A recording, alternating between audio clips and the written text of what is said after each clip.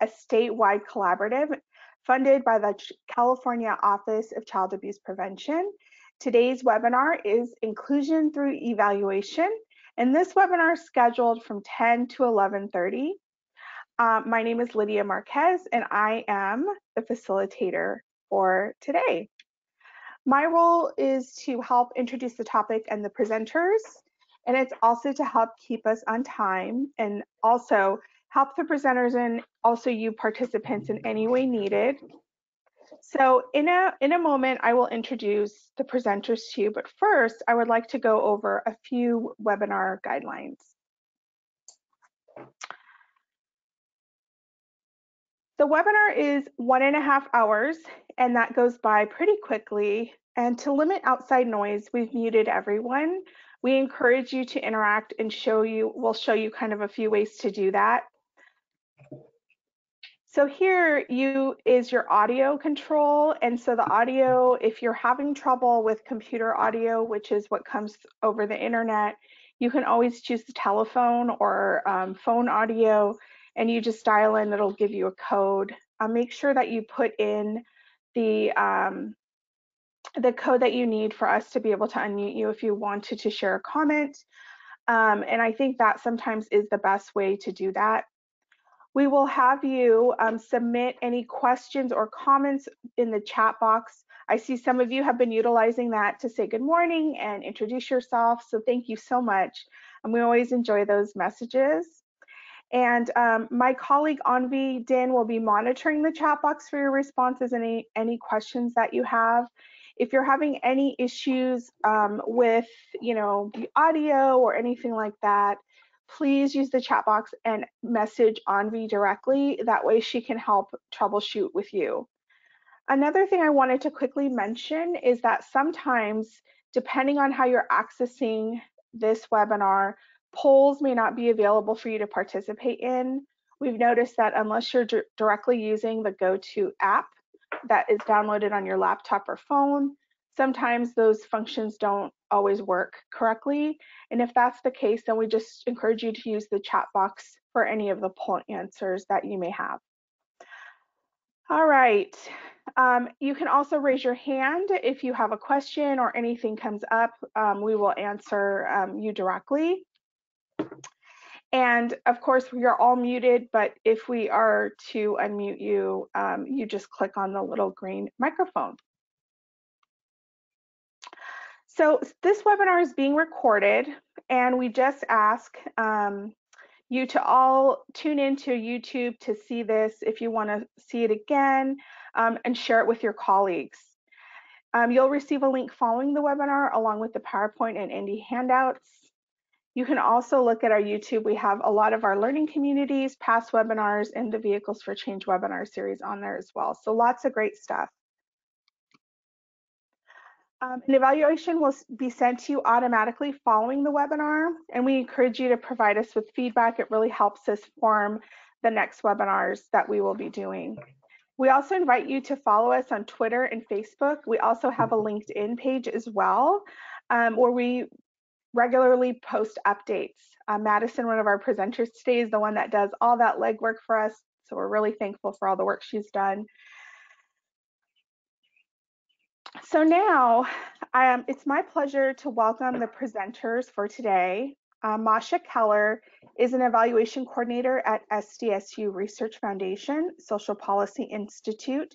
She has a Master's of Social Science in Peace and Conflict Research and has worked in fields such as family strengthening, criminal justice, and international development. Also joining MASHA today are two other colleagues.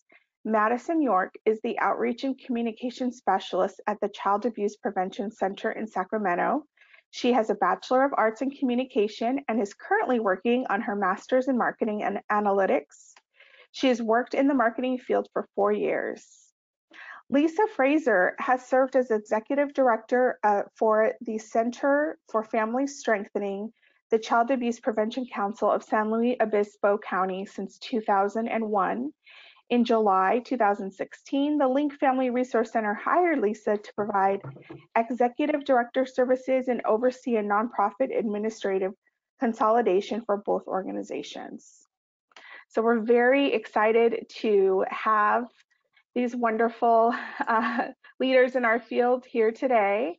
And so now we are going to turn it over to MASHA to start us off. Hi, good morning, everyone. Thank you for joining me.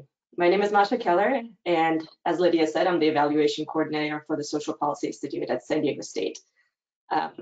Now, it's my belief that if you're working with vulnerable populations, you have a responsibility to understand the barriers encountered by those groups and create opportunities for their inclusion and identify internal structural hurdles that perpetuate the inequity cycle. One way to accomplish that is to foster an organizational culture that's centered around diversity, equity, and inclusion. And so there's many ways to incorporate diversity, equity, inclusion into your work life. Evaluation is just one of them.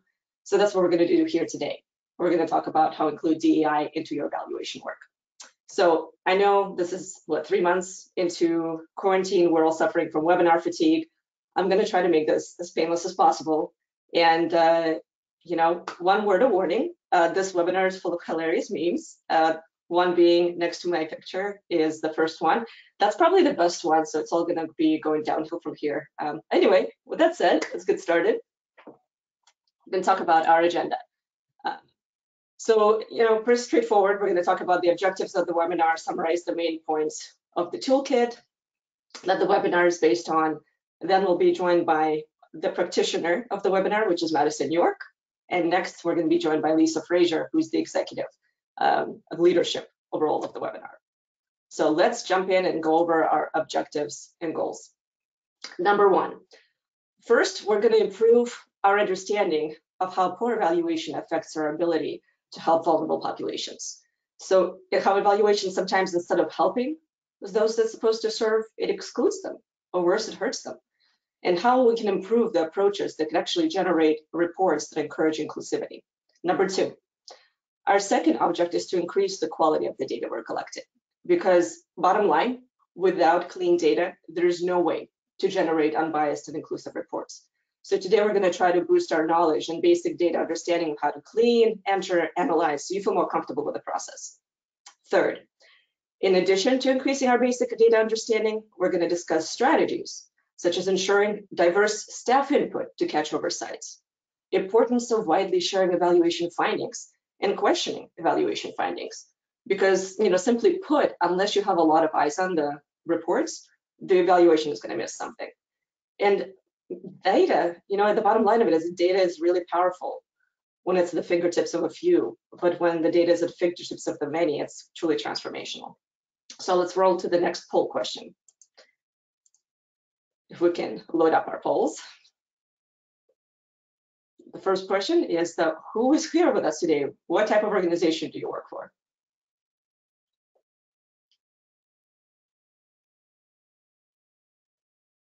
Take a moment to enter that. The second, if everybody had the time, we can go on to probably the next question.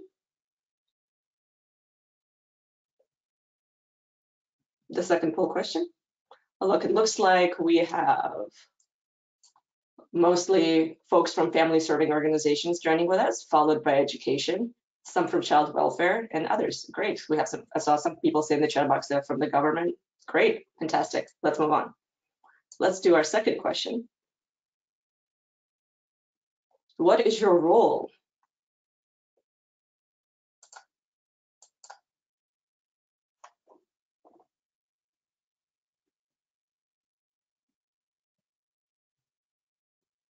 Let's give everyone a chance to answer.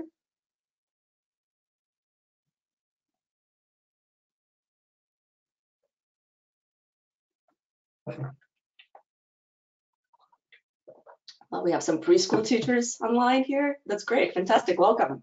Glad to see it. Data analyst, welcome fellow data analyst. Parent educators, great. I think has everyone had a chance to answer it? Community court, career navigator, great. Let's take a look at our results. Majority of frontline staff, fantastic. This is mostly who the webinar is for, followed by supervisor managers and executive leadership, specifically that. Excellent. Let's move on to our third question. How do you feel about working with data? Great, good, average, struggle bus? I know some days I'm on the struggle bus.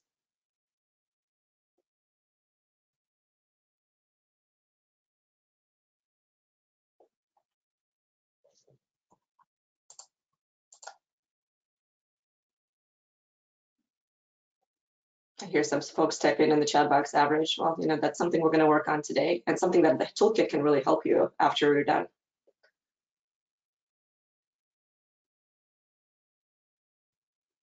Everyone had a chance to enter, hopefully. Let's take a look at our results. All right, so actually a lot of people feel pretty good. That's fantastic, followed by average and some great, some struggle bus. All right, well, we're gonna hopefully improve all of these today, regardless of where you are. Perhaps people who feel great can learn something new. And so last poll question, and this question is gonna come up at the end of the webinar. How important is data to boosting your knowledge in diversity, equity, and inclusion?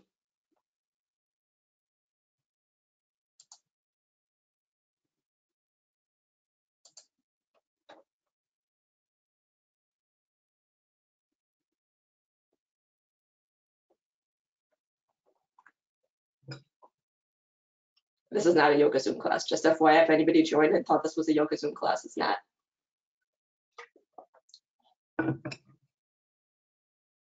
Hope everyone had a chance to answer.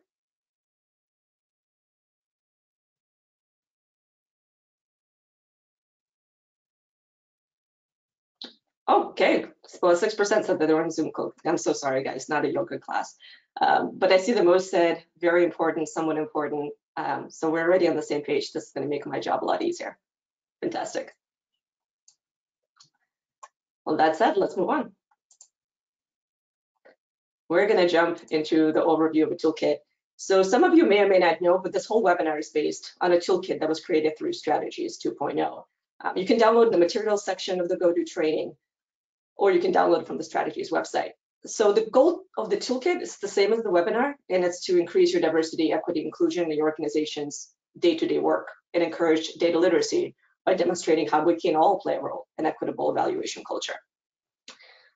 So the toolkit is actually for both frontline and leadership staffs to help you accomplish this. Now, before we jump into the meat of the toolkit, we have to square away what does actually diversity, equity, and inclusion mean, because it means different things in different contexts. So first, let's talk about diversity. When discussing it today, diversity means that you have staff with different expertise that have opportunity to review and comment on evaluation results before they're shared. We have all a ton to bring to this table.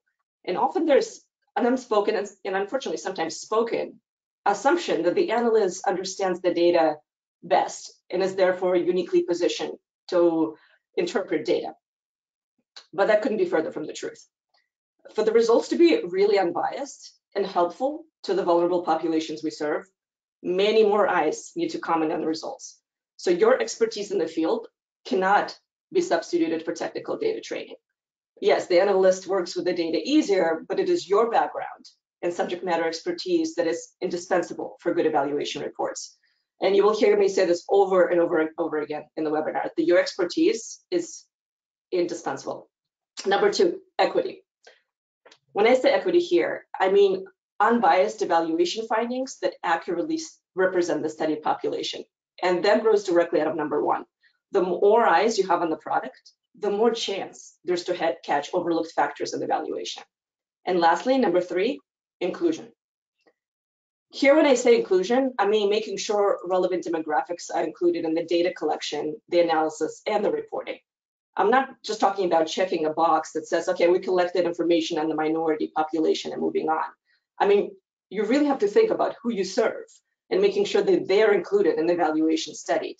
And so any programmatic changes that come out of the evaluation are actually inclusive of the people you work with.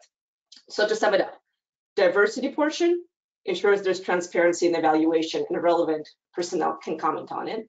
The equity piece asks your colleagues to ensure that it's accurate and reflective of the population served. And inclusion guarantees the right demographics are captured in the data collection, analysis, and reporting. All right, with that said, so data literacy and data's word gets thrown out a lot, but what does it actually mean in your day-to-day work life? So let's talk about exactly what it means to be data literate.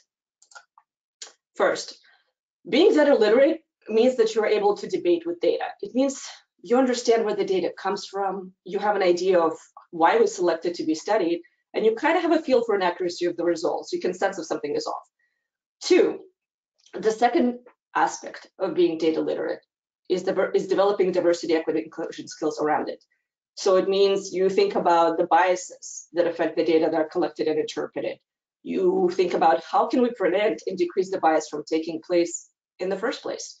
And who do we have to include around the table to change that? Third, we have different organizational roles here. And so the toolkit is split up into discussion with frontline staff, the practitioners, and the leadership. And we're going to talk about the different roles that affect, responsibilities that affect different roles. Let's go on. So building diversity, equity, inclusion culture. So once you figure out, okay, I want to include diversity, equity, inclusion lens in my evaluation work. The next question, how do I do it? Well, okay, so the good news is there's no one formula that creates the culture. Well, that's also the bad news. There is no one formula that creates the culture. There's no one approach. There's a lot of ways to do good. So ideally, then you're thinking, okay, well, when should I be applying this lens? Well, ideally, it comes at the brainstorming stage. So this is before the templates are created for data collection, before any of the analysis gets started. So, and then following the brainstorming stage, it's important to apply the diversity inclusion lens when analyzing the findings, when reviewing the findings, through staff input, and when sharing the results. And so if you missed a step somewhere along the way, you can always jump in and start from there. So let's think about where does the lens appear? The short answer is, of course, it appears everywhere. And the long answer, and there's always a long answer, it appears through inclusive data. We have to first make sure that the data is inclusive. And that means it has relevant demographic data. And so what is the point of including relevant demographic data? Well, it's definitely not just to check a list that your funder and grantor is requesting and moving on. It's to ensure that you understand how the program affects different subgroups.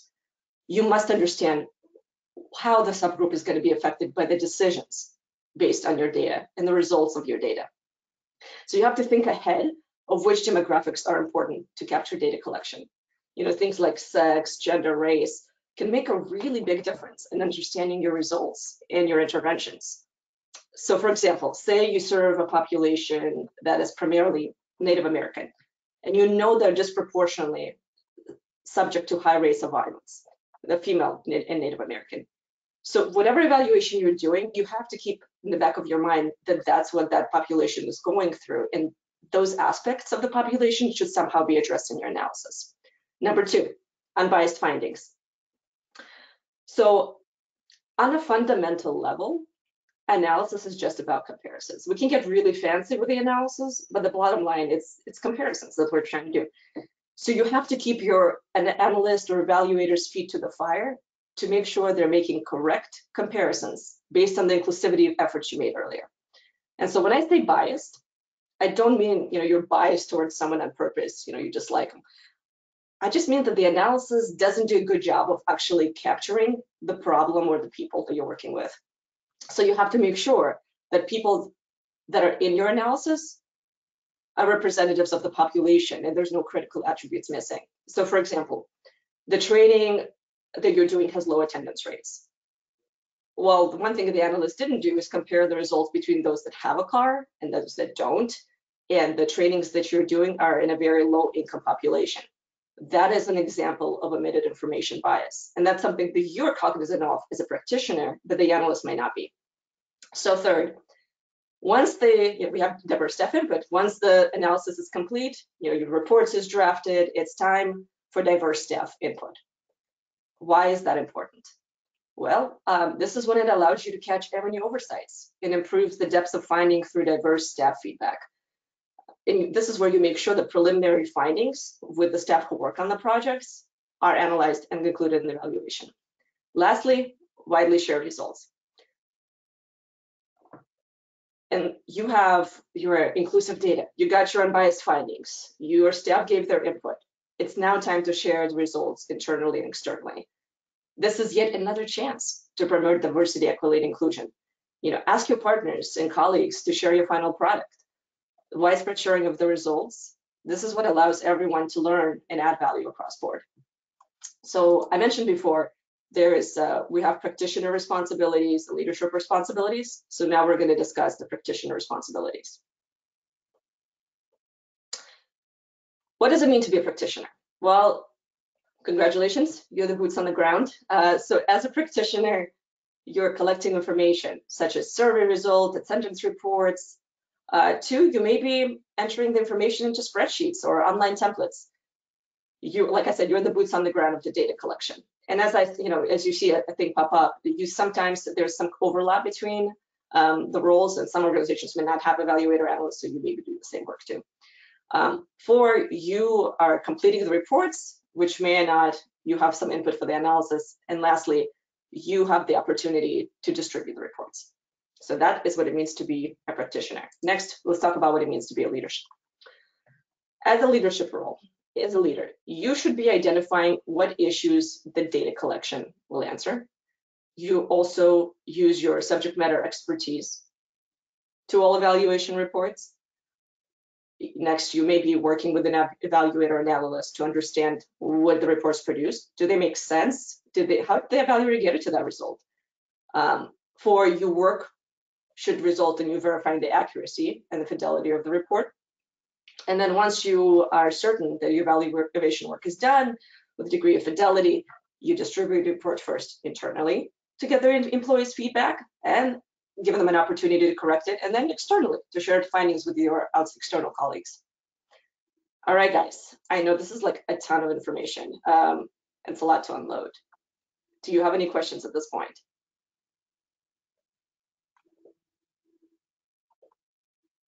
So for those of you who, oh, sorry, Masha. No, go ahead. Just a reminder for those of you that have questions, please feel free to put them in the chat box if you'd like to answer. We can unmute you. You just go ahead and raise your hand and we'll follow up with you and do that. So if you have any questions for Masha so far, please feel free to ask away. Bueller, let's see.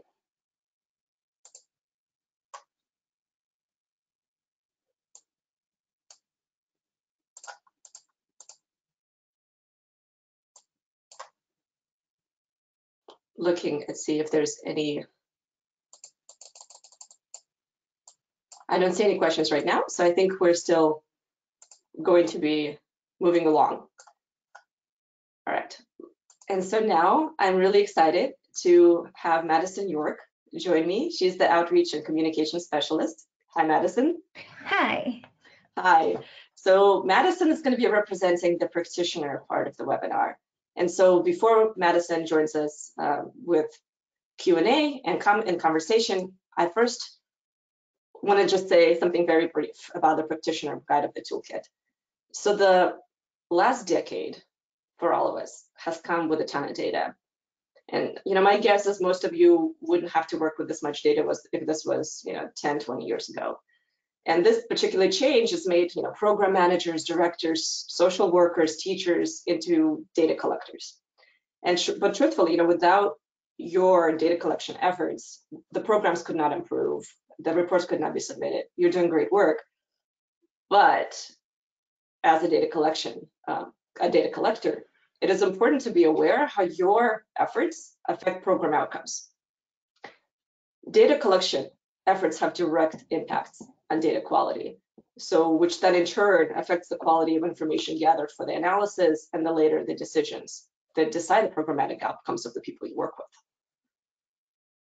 So with that said, Madison, can you talk to me a little bit about how your role includes data collection? Yeah, so as the outreach and communication specialist, I'm responsible for the strategies, social media accounts, and newsletters. And so in order to create engaging and thought-provoking posts, I first need to understand what our audience is responding to. So I use the analytics from the social media accounts to understand what posts got the most engagements, what links were clicked on the most, how many people it reached, and how many new followers we got. And from that data, I then find articles and create graphics based on what the data has shown and what our audience has engaged in and cared for the most. Okay, and when you collect the data, you talk about a little bit of the quality of the data. When you're collecting the data, as we know, without good quality data, there doesn't matter what kind of fancy analysis we're planning to run on, it's pretty much worthless. And so the decision that stemmed from data that's unreliable, poor quality, is not wanted or needed. Can you talk to me a little bit about why data is important to your work? The quality of data is important to your work. Yeah, so the data quality is important because as strategies, we are sending out information to a large audience, and we want to ensure that that information we send out to our partners and the different community members is accurate. So understanding and researching the data of what does well and doesn't in a time of information overload where everybody is posting is important and beneficial to our audience to understand the information we're giving them. And so what exactly do you do? So when you have this bunch of data that you're working with, what steps do you take to ensure that it's high quality? So first, I proof the data by inputting it into a table that I've created on my own, which shows the posts engagement, all the data into a table, and I compare the new month's data to the previous months. And if there's an outlier of if it's an increased number or a really low number, I then research into why that has happened. And then I also use a template that our evaluators have provided. So it's a very easy template and it lays out exactly what is asked for. And in my own template, I kind of combine what they're asking and then my own personal information that is important to me. And then based on those tables, I then plan for the following month's communications through a posting calendar. And then from there, I want to based on those numbers, then decide what I want to focus on. Gotcha. And what software do you use to do all of this? I use Hootsuite for the posting calendar, Excel for the data tables. Great. Do you find it easy to use? Yes, very easy. Great. So for, of course, we all have challenges when we're cleaning data. What happens when it's poor quality? What do you do to address that? So when it is poor quality, therefore, the information that we're giving out obviously wouldn't be the best information for providers. So I then, if it is poor quality, I do my own research and I dig a little deeper into why, if the social media platform can't give specific numbers, I then will individually go and find those numbers myself so that we do have better quality and then create an outcome based on what I found. What kind of tips you off that the data may not be good quality when you're working with it? If it's very broad data, so a lot of the analytics will just say from Southern California, this many people. But if you take a closer look, you do your own digging, you can find the specific counties and look cities. And so therefore that will help in determining where your most engagement is or where your audience is.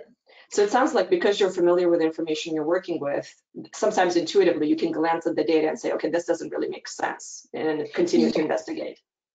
Mm-hmm. Yes, it's kind of, you kind of know that there is more information out there. And so you just have to do a little bit more research. Got it.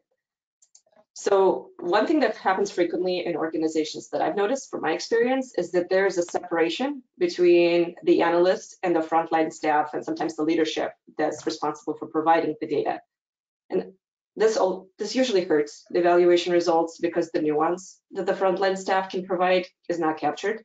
So Madison, can you talk to me a little bit about the types of evaluation, relationship that you've had with the analysts or evaluators in your work?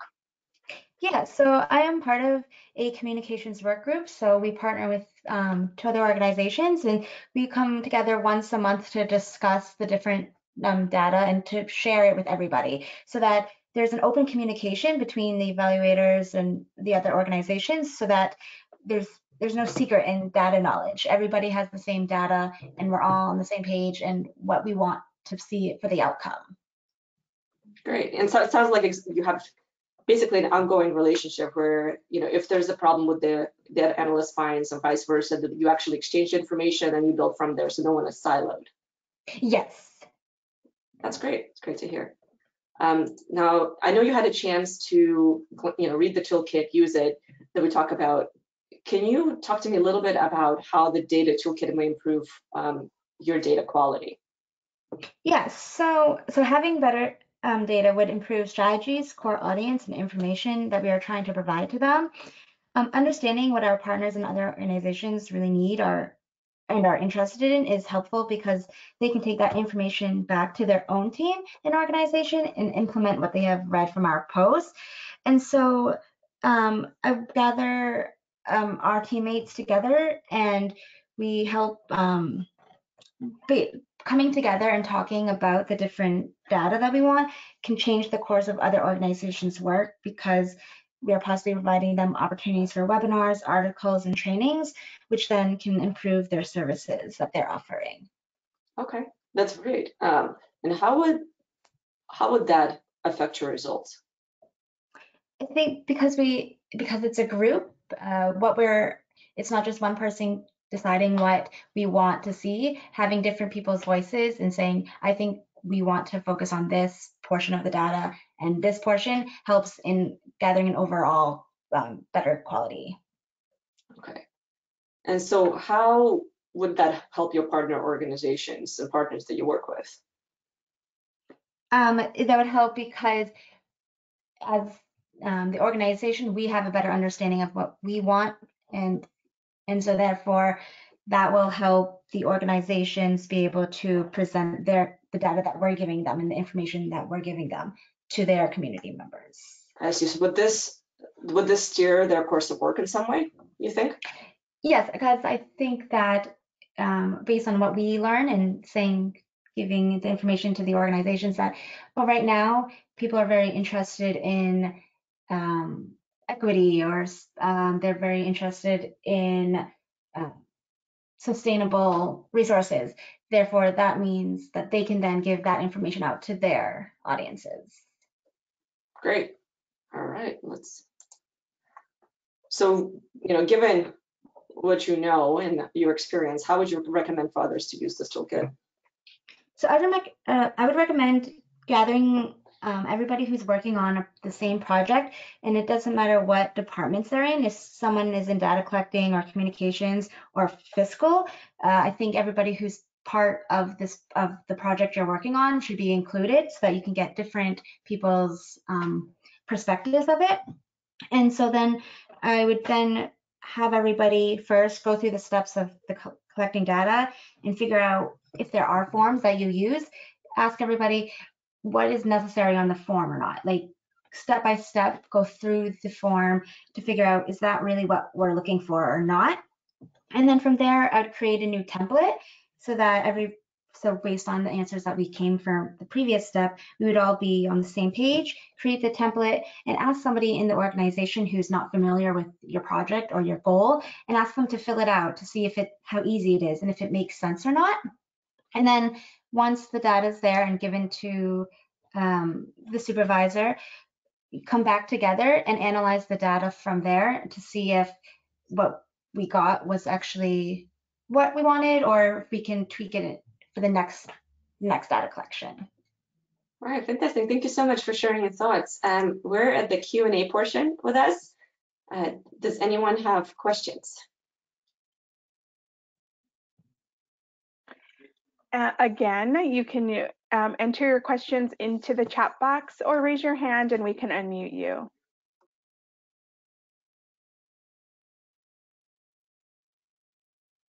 Give people a couple of seconds, minutes to think about what they may want to ask or share your thoughts.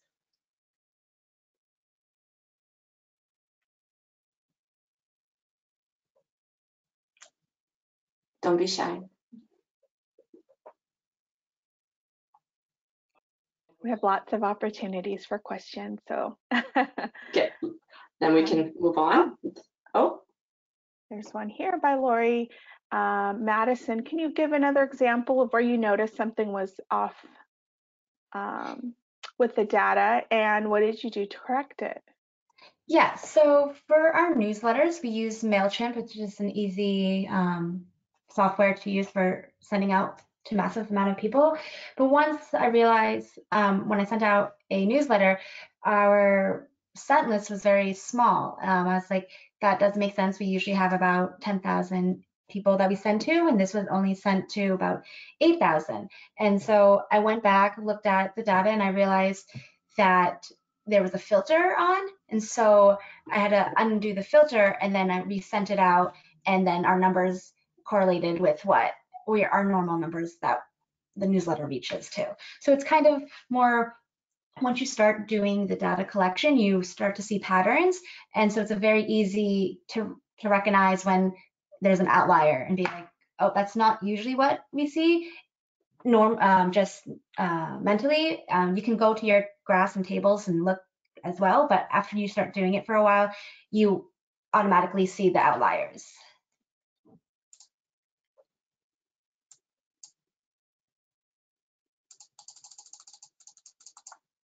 I see. I think there's another question from Shane.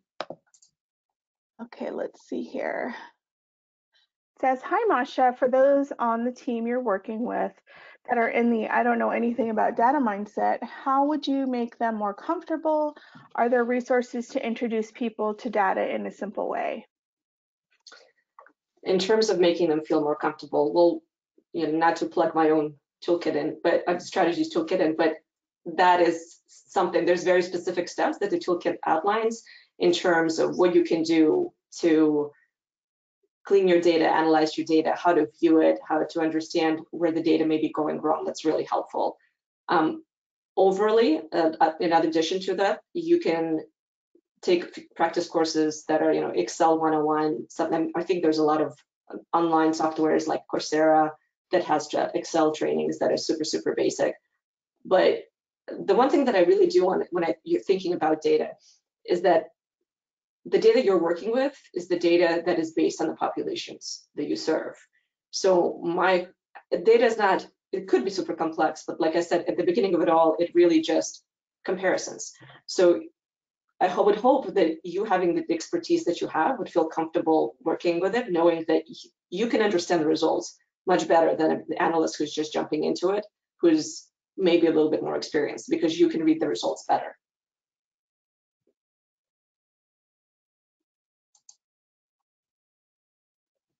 Do we have other questions?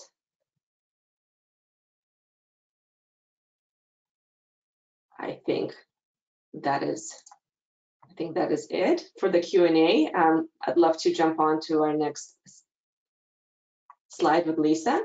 Lisa is the Executive Director for the Center of Family Strength and the Link Family Resource Center.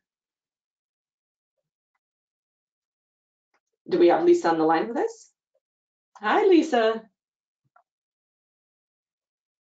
I think we're having trouble hearing you. I think you might need to unmute yourself, Lisa. Hi, Masha. Hi, good morning. Everybody. Thanks for joining us. Good morning. So before we jump into discussion with Lisa, I want to say something quickly about what it means to be a leader in today's organization. To be a leader in today's organization, you must know how to understand data. It's simply insufficient to defer to an analytics team. Instead, as being a leader, you have to discern where the data adds values, how it affects different populations, and ensure data transparency. And so to ensure that the data equity and inclusion lens is applied consistently throughout the evaluation, a leader must be involved from the brainstorming stages to the distribution of final reports. They can't just take a step back and not be involved with this. And the importance of this really cannot be overstated, because each stage provides an additional chance to apply the diversity, equity, and inclusion lens. So the first stage is planning. And this is when you're planning the research evaluation. This occurs before any data is collected. This is what's going to guide our data collection. And this is the time to embed inclusivity and your clients into your research. The second is the reviewing of the data. So this happens, data is collected, analyst is completing their analysis, but before the report is written. So this is a chance to really identify bias and get a better understanding of how the data is generated. And third is the reporting. This is when you're finalizing the reports. This is the time to think about how does your finding affect the evaluation, affect the population you serve. This is an opportunity to get all of your staff and include them in institutional learning, and then you share the new findings with the colleagues outside of your organization. So back to Lisa. Lisa, hi. I think you're still muted. There we go. There you go. Lisa, how do you ensure that the data is in your role, that it's relevant to your work? How do you include evaluation and data? So I want to thank everybody for joining this call today. I want to kick this off by sharing with everybody that when I started this work 20 years ago as a director of a nonprofit, there was a lot of learning that you had to do to understand how to talk about data. Now, that was not something that you had any mentors for or any course you could take at the time 20 years ago. And so I had to learn. And what I want to just frame this around is, as the director of an organization, I'm looking at the fiscal data, because you have an accounting system and you need to understand your budgets, you need to understand how those work. Then you have program data, so you're doing a wonderful program, and really, how do you speak about its accomplishments? How do you speak to moving the needle for folks who are participating in your program? What are your challenges? And it's definitely a conversation that you have to be confident with your staff who are doing the program, but also you need to have a confidence about how to bring your evaluators or your team of folks that are doing fiscal data to get them to be part of the culture of the work, the mission of the work.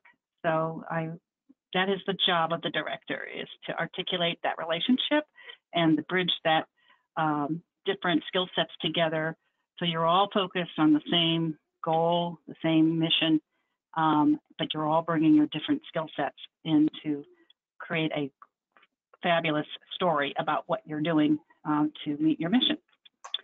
So this is not something that I had to, someone taught me.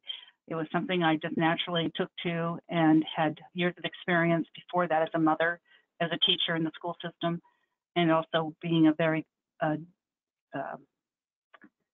experienced PTA member. I have to thank the PTA for teaching me a lot about what we do today, because it taught me how to articulate this relationship between the treasurer, between the school principal, between teachers, between families. Everybody wanted to go towards a certain goal, and that's how I learned. So with that said, the role of whether you're the director or whether you're a program director or a manager of a program, or even the staff that's boots on the ground, we need to come together and learn from the data from all our different roles and come with an open mind to be curious. There's a tendency to think, oh, the evaluator is going to judge me, or they're going to tell me where I made the mistakes. Well, I need to come to the table and understand what the data is telling me, so I can go and educate the evaluator or my fiscal officer or whoever it is, where we're going today, or where we need to put make some modifications or adjustments.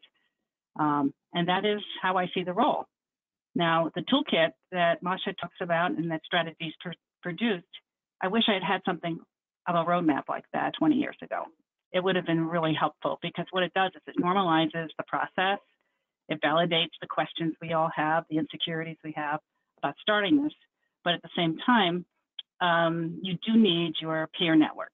You need your like-minded colleagues who are doing this similar work, so you can share amongst yourselves and learn from each other about how you build a better program and organization.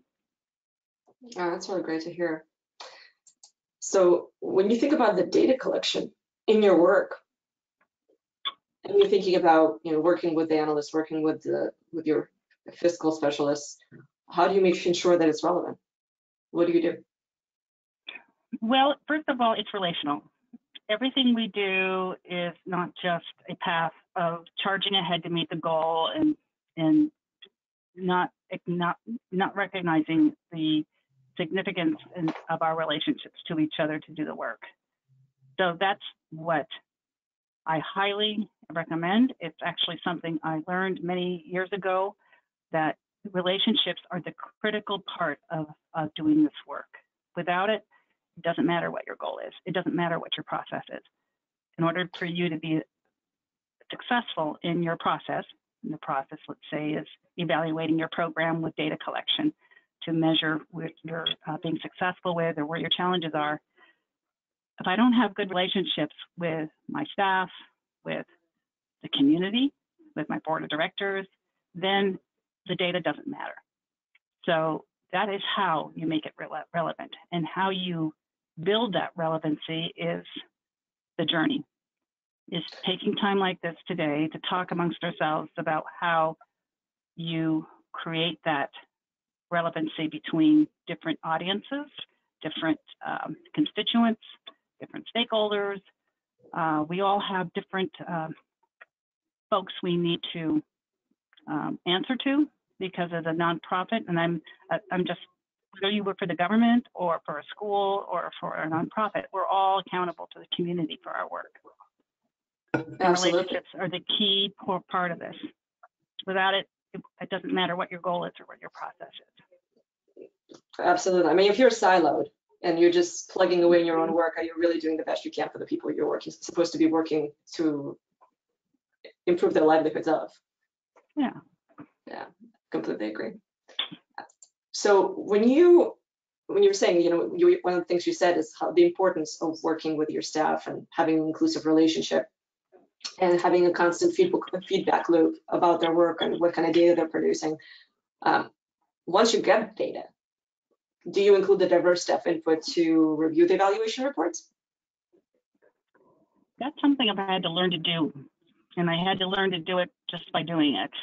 Here's an example. Many years ago, I put together the data dashboard with the support of someone. I have a part-time person who can take our program data that we enter into a tool. Everybody has tools, Excel spreadsheets. Some of us have online programs. And we use a tool by Social Solutions.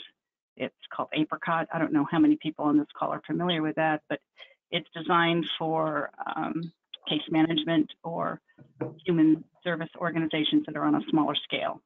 And we find it incredibly useful, easy and useful. So what I find is that, okay, I've got this great tool and I'm going to go create a cool data dashboard, and I'm going to bring it to the staff meeting. So I have folks there that are working in the field, working directly with families, working with many different levels of education, many different levels of backgrounds. And here I am like, ta-da, here's the prettiest dashboard. And oh my gosh, I did not expect to hear the confusion and the competition. Oh no, I do more than that. Oh, this is wrong. You're not. And I was not prepared to hear that. But what I learned from this is my nice dashboard. Leave it alone. I should be getting it, and it is. But what I learned is that I had to adjust how I approach it for those reasons, because this is where I want to speak to the fear or the lack of confidence about data. We always think that the person doing the data analysis or the data production or the director is smarter than us. And what I've learned is that every person in the room comes, regardless of their background or their education or whatever, they come with an expertise. That's why you're working with us, because you have an expertise to do this. I come with an expertise to do that, but I have to make sure that what I'm sharing with you is not a performance critique. I want you to be curious and learn with me about what's missing here? Okay, not taking the confusing approach that I might hear in the room as one of challenging, but they're trying to learn with me about what it is that we're presenting. I've really reframed the way I look at it. And through this experience of working with strategies, I have learned to be more confident about what it is I need to be curious about and how to frame that in a conversation with whoever the audience is to come from that approach. Yeah, and I'm lucky enough that my team actually did that exact thing for me. When I joined strategies, I didn't come from initially from a family strengthening background. And so I started producing some reports that looked great on paper to me, but my colleagues, my supervisor, once I produced it, were able to jump in and just point out like, hey, those numbers don't actually reflect the work we've been doing. And I had to circle back, clean my data, figure out what went wrong. And so, but that was indispensable, their input. So I'm so glad to hear that you're doing something really similar with your folks. Thank you. It's not something you learn quickly. You have to sort of take the journey and go ahead and move ahead. And those before us, I didn't have the luxury of folks teaching me that then. I had to learn.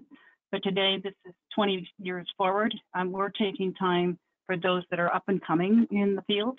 And that's what my belief is, that it's my legacy is that it's not just what I have accomplished to establish a successful program. It's to bring those along who are going to take my place. Absolutely. And that's been sort of what keeps me focused. So, you know, I think we're just going to build on what we were talking about before. So when you work with the analyst, specifically with the analyst or evaluator in your organization, what do you do to make sure that the reports are unbiased and inclusive? Like, what exactly do you have to do to kind of keep their feet to the fire, make sure that the report represents the population? So as we were sitting here talking or listening to the opening remarks, the one thing that came up for me that wasn't really part of my original thinking when we were going to prepare for this webinar is that there's the internal staff that you have. It's just you. Hopefully you have some money in your budget to have that internal person that works with you on that. And then you have to build this relationship. And I'll speak to that in just a minute. But what occurred to me is that I have, in my role, and I'm sure many people on this call, we have to account to multiple evaluators who are our contracts, who are our funders. They are evaluating the investment they have made into this organization. So you have to learn to be able to meet that person where they are, because each evaluator or each analysis or each contract holder or each funder comes from a different perspective. Yes. So for example, there's a compliance. You're getting a wonderful government contract, but it tends to be very much compliance. It's like, are you spending money the right way? Are you doing this the right way? And oh, by the way, do you even know what we do? You know, outside of what you analyze in your office. And I've had to learn to be a little bit much more confident about how to articulate and advocate for the organization's work. So there, it goes beyond what you see on a data sheet or into a narrative report. Mm-hmm. The other part is the internal evaluator that you have in your organization has to be part of the culture of the work. Yes. There's a tendency outside of it, and they'll come in and you know, just count the widgets, or you know, by the way, you know, Lisa, I want you to point out that this community and this community, that there's more of the people here in this community needing help, and this community obviously doesn't need any help because there's fewer. Well, that's not the answer. It's different because that is a smaller community. So there is fewer people. It's thinking that numbers to measure your success aren't the most important measure of success. It's where are we moving people from crisis or from need into a self-resiliency. How are we measuring that? And our tool that I mentioned earlier, Apricot, is one of those tools that we do to do that. Is it perfect? No. Does it tell us something? Yes. It brings to us a conversation that is going to be different for one group, like the staff, and it will be different for the board of directors that I bring to. And of course, then you want to tell the world what you're doing. You want to tell the school districts what you're doing if you have those kind of relationships. So it's getting prepared to take what information you're gathering and not have to be, not coming from a place of so much of a justification of what you're doing, but this is our story. And this is how we're moving ahead. And this is how we're going to switch here and go left here. That makes sense. I mean, how many years have you been? You said you worked 20 years in the field? I have, and I think the 20 years has taught me a lot, and yet I want everyone to know that if you're coming into this work in the beginning or the middle of it, that we're all on a journey to be better at the work. And if I was going to be a surgeon, I would have this incredible camaraderie of colleagues and medical education that would be available to us, or pilot. You know, this is our learning community.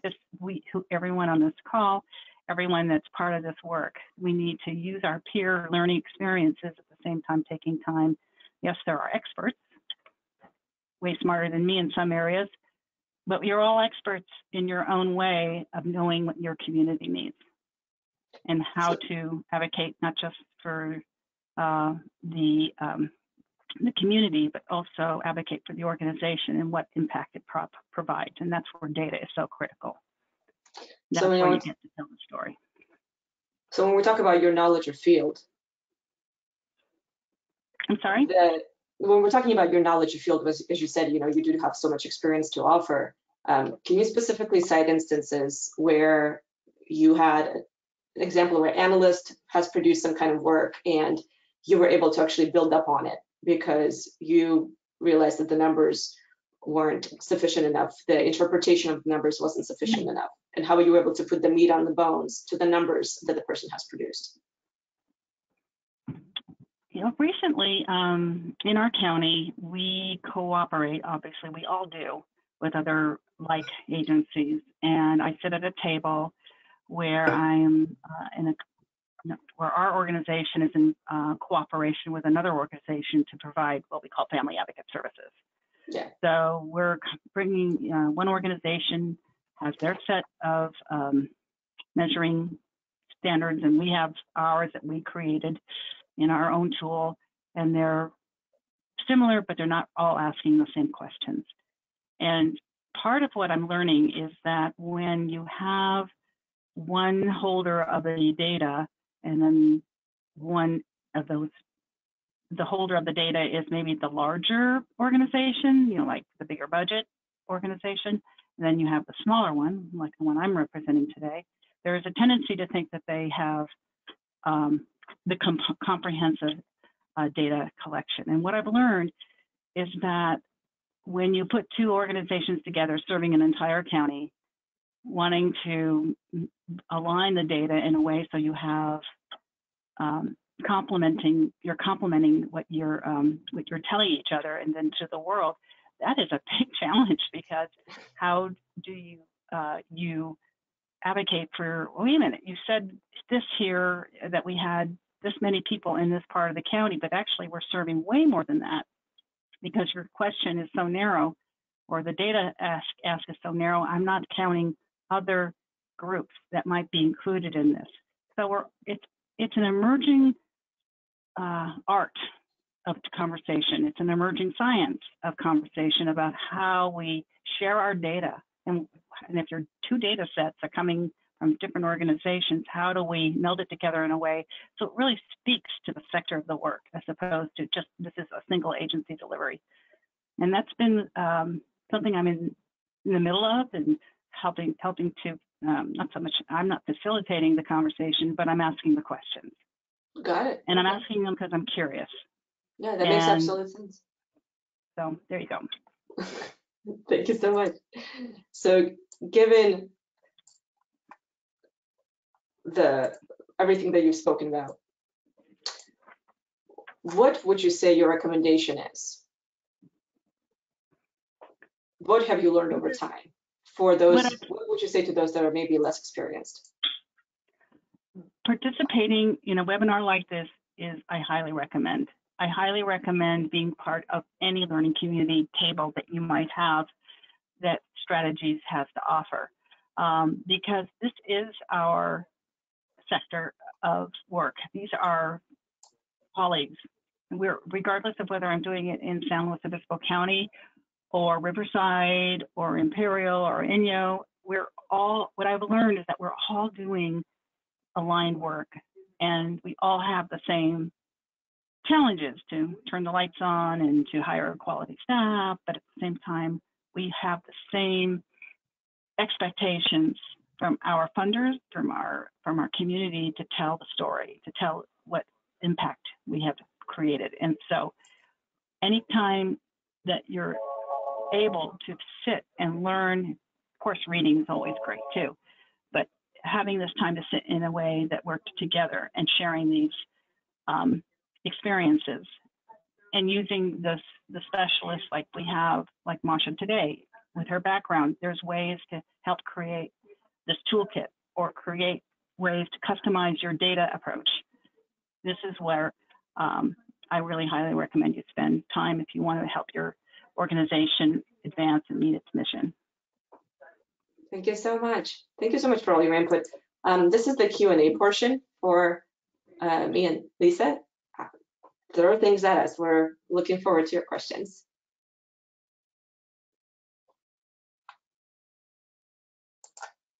And again, just as a reminder, please feel free to use the chat box, or if you'd like us to unmute you so that you can ask MASHA, Lisa, any questions, please raise your hand and we will unmute you.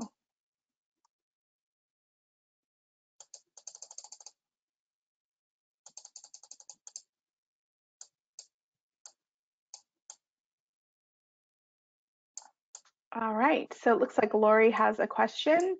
Lisa, can you recap how learning community materials on evals complement this toolkit? So let me understand the question a little better. Can you repeat that?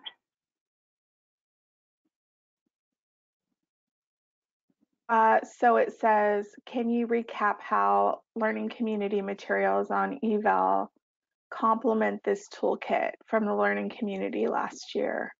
Oh, got it. Yeah. So last year, we facilitated a Southern California learning community that allowed us to explore how we talk about this subject. So that series. We brought on a specialist, his name was Todd Sosna, and he introduced to all of us the different approaches on the way to do this project. And one of the things that I learned, or what I did hear from others who participated, was to demystify this process, to not get so hung up on it being perfect. Because we're not a research laboratory, we are a family resource center. So one of the aha moments I had was you basically don't need a fancy tool to do this work. An Excel spreadsheet is where you can start. And having that as your starting point is perfectly okay and acceptable. And the other part is knowing that you will have moments where you'll struggle, but you're going to have those openings or epiphanies that will occur and that you will see it in ways that you not ever thought you would see it. And I watched this happen during this data series. And it was very, very encouraging to see how others who struggled in the beginning actually arrived to a place of an aha, understanding the role that they had to not just collect data for the sake of collecting the data, to say, because that's your job and you're supposed to collect it, but to actually making it meaningful and important.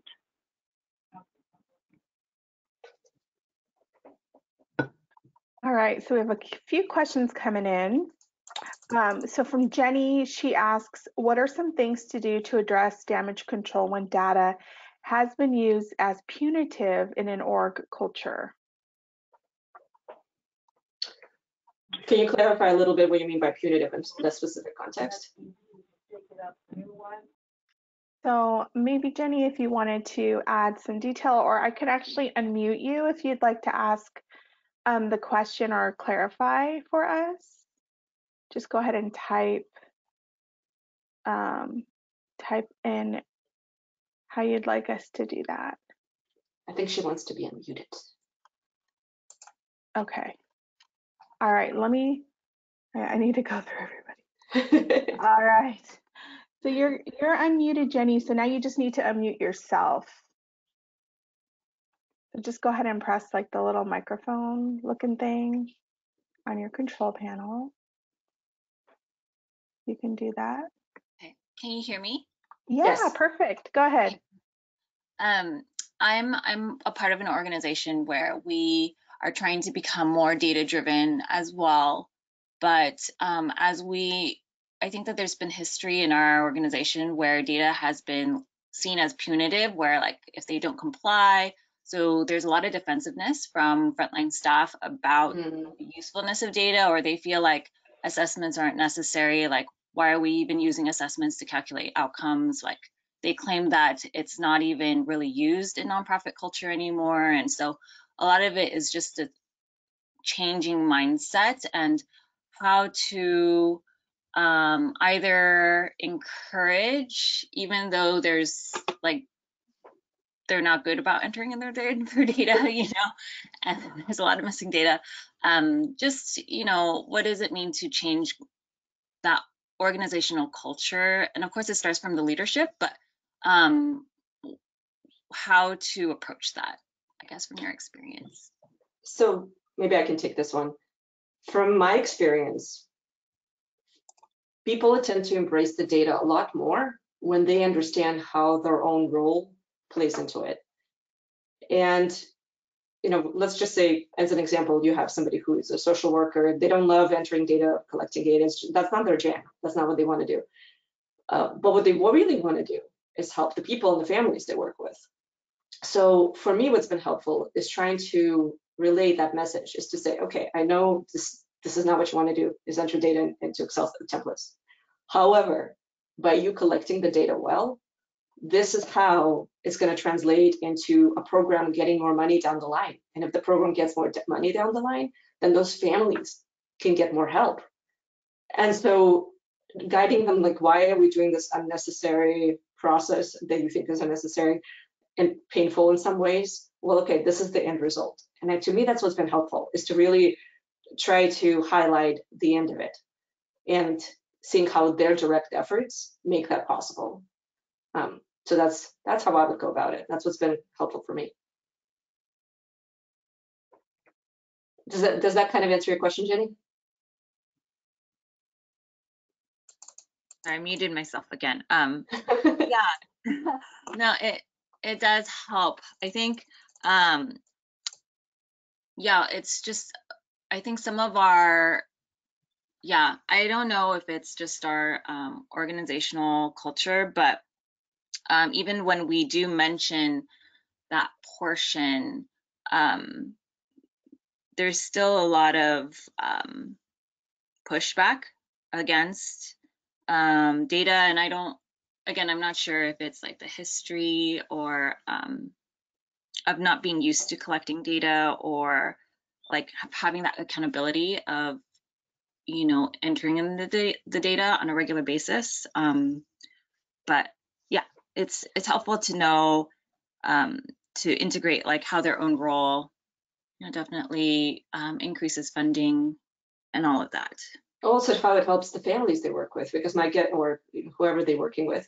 And the other thing that I realized is that perhaps something that would be useful is circling back to the assessments you're using, the evaluation you're using, and seeing that maybe they're now outdated. Perhaps some of the displeasure that comes from the colleagues is the fact that they just don't think it reflects their work. And so maybe the tools need to be updated. Maybe they need to have buy-in in the tools. And so when the tools are being created, they're at the table giving their input. Because it's difficult to fill out something that you think is not useful and it's not relevant to your work. But if you're at the table creating those tools, well, the end results should be something that you are at least okay with, hopefully happy about. Yeah, that makes sense. Thank you. Sure. Thank you so much. Go ahead, and if you'd like to ask a question, we'd be happy to unmute you. We would be happy to read out your question if you feel shy. I do want to also just mention Lisa in one of her answers talked about the learning communities. We have a Southern California learning community that is coming up on June 18th, which Lisa will be facilitating, and that you can find and sign up on our strategies website.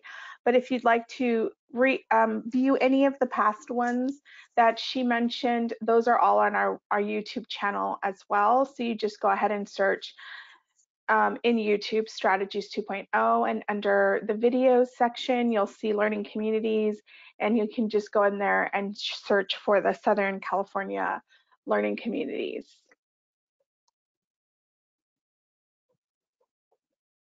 And Shane has a question. Let me unmute Shane. Okay. Hi, Shane. Hi, ladies. How are you? Thank you so much. This is a really nice presentation today. I just wanted to say that I think I appreciated Lisa's comments about 20 years ago, how data has changed so much. I remember running programs, and really all we used was sort of anecdotal information. We didn't have any data-driven, feedback to give, our board or funders or parents or anybody. And so I think it's changed a lot over the years. And I just wanted to, so just a couple of thoughts I had. One is that folks on this call who are newer to the data world, if you have any kind of ambition to become a program director or an executive director or anything like that, it's really important to learn about it, because it is very important in all of our work to know about data and how to work it. And then the other thing I just wanted to say is, one of the phrases I've really enjoyed in my life the past few years is, you don't know what you don't know. Yeah. And so just kind of embrace that thought and embrace that for yourself, as well as anybody who reports to you that you're hoping to bring them into the data part of the job, and just be patient, because you don't know what you don't know. And so it's until you can learn it and learn it better and better and better and better, it's just to be patient with ourselves as well. So not really a question, just a couple of thoughts that I had about this topic. Well, there's a quote that I have plastered on my wall in my office that says, if we knew what we were doing, it wouldn't be called research. So that yeah, kind of encapsulates what you're saying.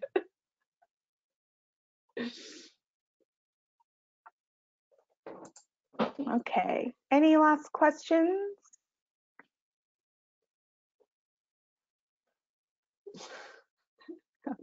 Okay, all right. So before you leave, I'd like for you to take the poll again.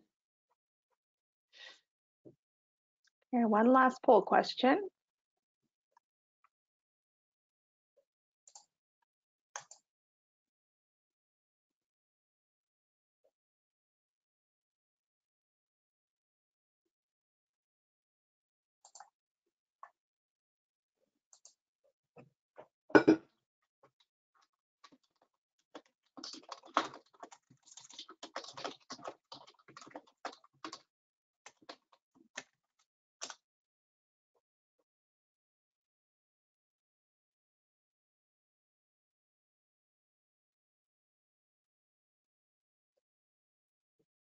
I think everyone. All right. So we have about half of the folks voted. So we're going to close this in 5 seconds. So 5, 4, 3, 2, and 1. And if you can't answer, go ahead and just put your answer in the chat box. It looks like majority of you now we have encouraged a lot more of you to think that it's very important to include it in boosting your diversity, equity, inclusive culture in your organization. That's fantastic. I really hope that you have a chance to dig into the toolkit. And one thing we weren't able to do with this webinar is to really go step by step by step. That talks about how to remove duplicates, that talks about how to make sure that the templates are working, and all of those different items are discussed in the toolkit themselves, which I recommend you use on a regular basis as you go do your work. And so thank you so much to my presenters for joining me here. And for everyone else who's kindly took the hour and a half out of your day to come join us on this webinar.